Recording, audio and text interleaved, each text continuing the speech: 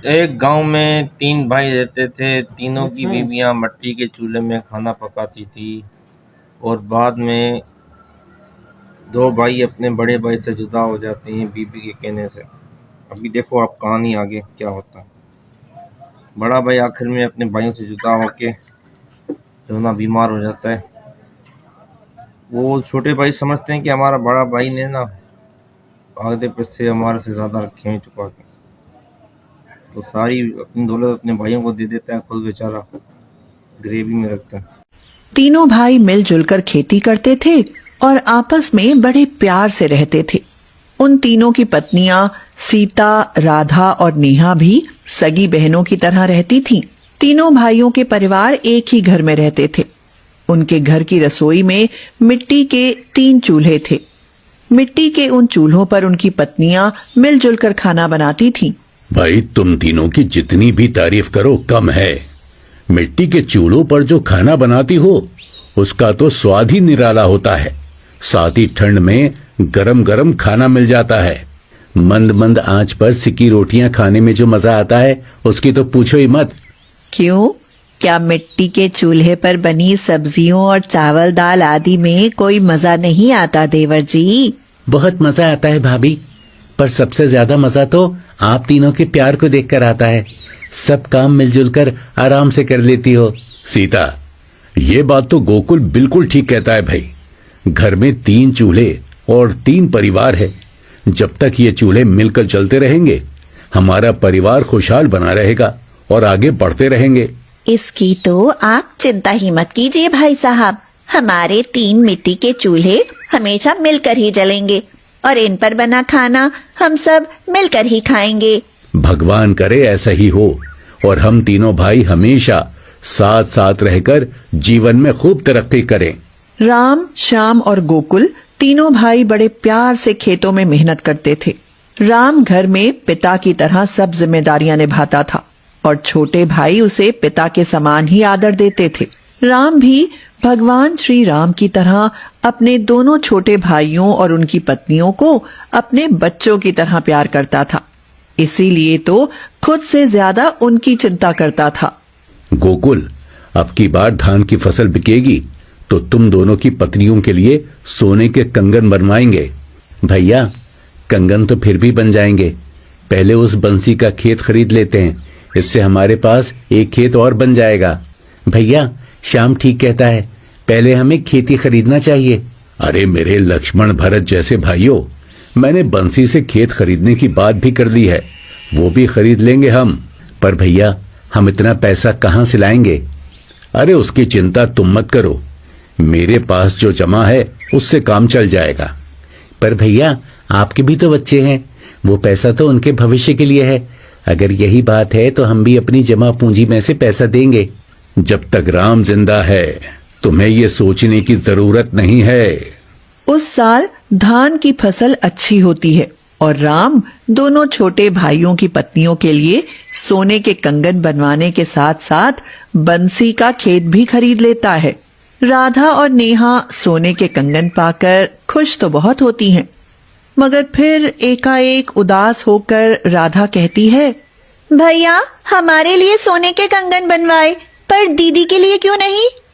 हम ये कंगन नहीं लेंगी, दीदी के लिए भी ऐसे ही कंगन बनवाइए।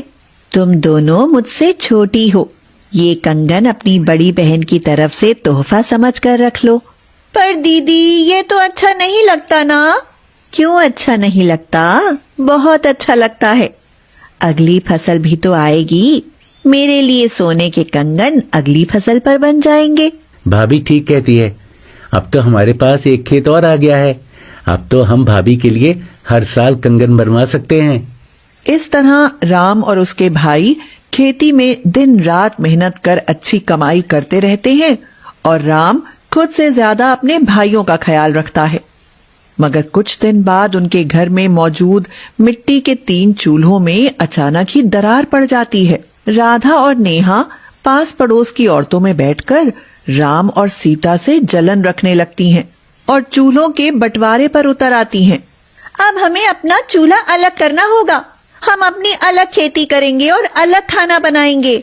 मान जाओ राधा, राम जैसा भाई संसार में कोई दूसरा नहीं है।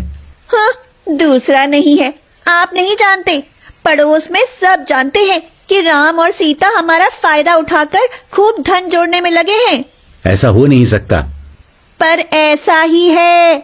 दोनों ऊपर से शरीफ बनते हैं, मगर छिपकर अपने बच्चों के लिए धन जमा करने पर लगे हैं।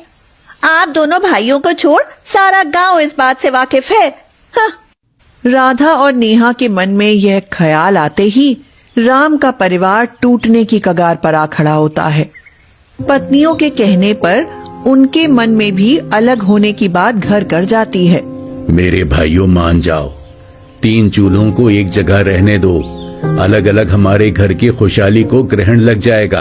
भैया, अब तो ये हो ही नहीं सकता। अब तो हमारे चूल्हे अलग अलग होकर ही रहेंगे। जब राम के कहने पर भी उसके भाई अलग होने पर अड़ जाते हैं तो एक रसोई की 3 रसोई बन जाती हैं और मिट्टी के 3 चूल्हे अलग अलग रसोइयों में जलने लगते हैं। रसोई बट जाती है और खेत बट जाते हैं।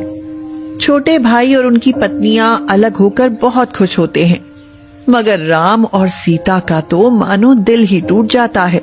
लो, खाना खा लो। सीता, बच्चों को खिलाओ और तुम खा लो। मुझे तो भूख ही नहीं है। देखो, श्याम और गोकुल भी हमारे बच्चों जैसे ही हैं। अगर वे हमसे अलग रहकर खुश हैं, तो भला हम उनकी खुशी में रोड़ा क्यों बने? वो तो मैं भी समझता हूँ, पर मेरे जीते जी अलग अलग चूल्हे मुझसे बर्दाश्त नहीं होते।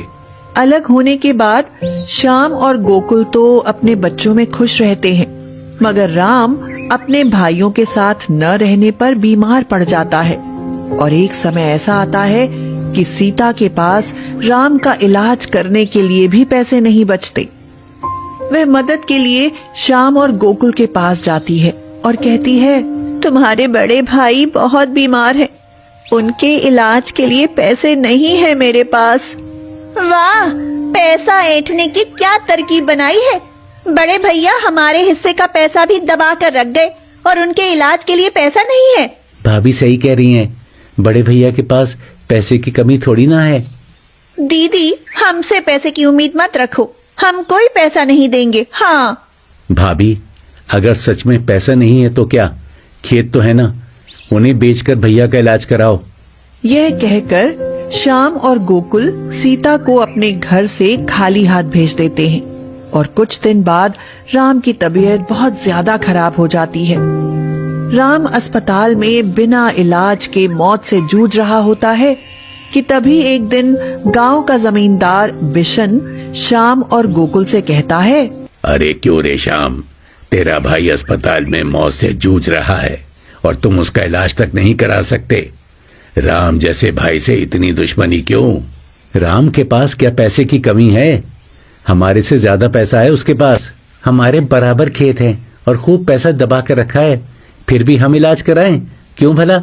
अरे तरस आता है तुम्हारे जैसे एहसान फरामोश भाइयों पर। अरे उसने तो कभी एक भी पैसा नहीं दबाया, बल्कि तुम दोनों की खुशहाली के लिए अपना खेत भी गिरवी रख मुझसे कर्ज लेकर तुम्हें नए खेत खरीद कर दिए। उसके खेत तो आज भी मेरे पास गिरवी पड़े हैं। यह सुनकर तो श्याम और